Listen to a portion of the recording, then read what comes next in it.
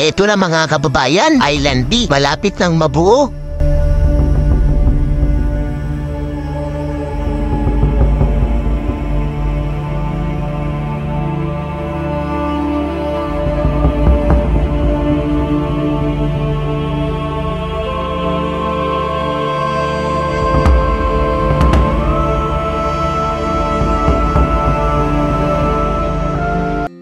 Good day mga kabayan, isang pinagpalang araw po sa ating lahat, panibagong araw, panibagong update dito sa ginagawang reklamasyon sa Manila Bay. Nawa po ay nasa mabuti kayong kalagayan at mag-ingat po tayong lahat.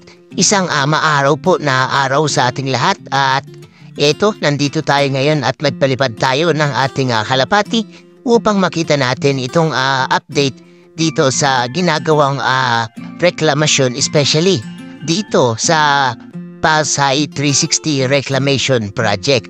Isa sa dalawang reklamasyon na naaprubahan ng mga ahensyang nagsuri at ng ating Pangulong Bongbong Marcos. Okay? So, Pasay 360 Reclamation Project. Dito tayo pupunta sa may Island B.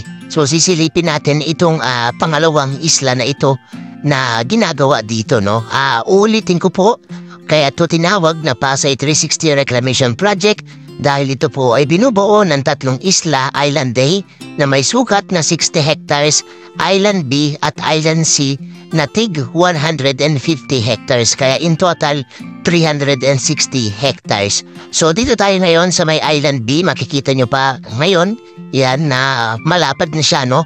Wala na yung mga bungi-bungi dati na kukundi pa lang yung tambak ng buhangin. Ngayon talagang lumapad na. At mas malawak to kumpara dito sa Island A dahil nasa 150. So almost nasa times 3, no? Ang laki nito. Kaya expect natin na matatagalan talaga ng pagtatambak rito ng buhangin. Kaya kung yung mapapansin ay medyo talagang araw-araw silang nagubuhos rito, no? Ayan. So yan, Island B, no, mga kababayan. So kung inyong kung matatapos nga itong proyektong to, ay maganda po yung mga plano na gagawin dito, no? May mga recreational areas, hindi lang mga condo units, may mga recreational areas din, parks, amusement, marami pang iba. Ayan, so kapag natapos nga itong reklamasyon, matagal pa naman. Siguro, hindi ko alam kung haabutin pa ba ito ng ilang pangulo ang maaabutan to. So nasimulan to ni dating Pangulong Rodrigo Duterte at ngayon ay nasa administrasyon naman o nasa ilalim ng administrasyong Marcos. Kaya matagal po itong aabutin itong ganitong reklamasyon. Kaya nga kumuha sila ng mga ekspertong kontraktor, no, na talagang biyasa sa reklamasyon na maging matibay at maayos ang lahat ng ito, no? Yung sa mga nagtatanong, ang kontraktor dito ay ang Inay Buscalis ng Netherlands at ng China Harbor Engineering Company ng China. Ayan. And may mga nagtatanong din kung saan daw ba galing yung buhangin. Ang isa sa alam ko lang po, no, ay sa Zambales.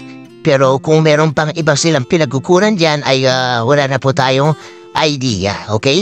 So yan, and makikita nyo yung view na to. So medyo malayo na tayo mula dito sa may kalupaan, dito sa may Pasay. Around 2,000 meters or 2 kilometers na yung layo natin. At yan yung view na makikita nyo, no? Yan, sako pa rin to ng Pasay 360 Reclamation Project, Island B. Kita nyo kung gaano siya kahaba at kung gaano kalawak kapag nasakupan ito ng tambak ng buhangin. Sobrang lawak nito mga kababayan. Yan, mapapansin ninyo. Yan, no? May mga tubo na rin silang nakalagay rito. So nagpe-prepare na talaga sila para sa para matapos yung pagtatambak rito. Yan. Yung bandang gitna naman makikita ninyo medyo may tubig pa, no?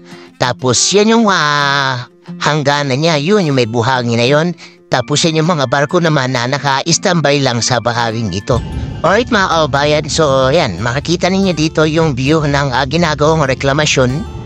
Siguro ilang buwan na rin ganito, no? At inuuna nila na tambakan muna lahat yung buhangin. So bali ito sa may Island A na bahagi ng Pasay 360 Reclamation Project.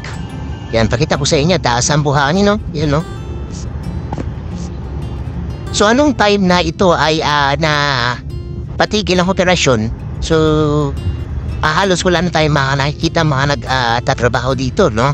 Most likely, nandun sila sa Island B at Island C. Ayan. Ito, ayan.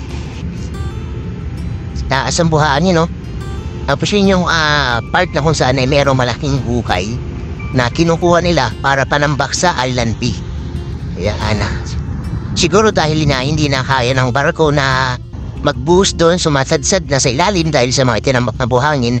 So yun yung ginagawa nilang paraan. Nagtatambak sila sa lugar kung saan ay pwedeng tambakan ng maraming buhangin, and then gumagamit sila ng ganyang vessel para sipsipin at ibuga sa lugar na mababaw, no? Katulad na nakita natin kanina. Yan. So dito to sa may tabi ng Lime Hotel, kung alam niyo yung Lime Hotel, dito sa may Pasay, sa may Sofitel, yan ito. Tapos dito binakuha na rin nila. Yan. For security, ano na rin, no? Kasi noong time na yan ay hindi pa binabakuran. Ang daming mga kung sino-sinong pumapasok dyan, no? Ayan, so para na rin sa security purposes. So yun lang po, no? Ayan. Ganda ng panahon ngayon, sobrang init.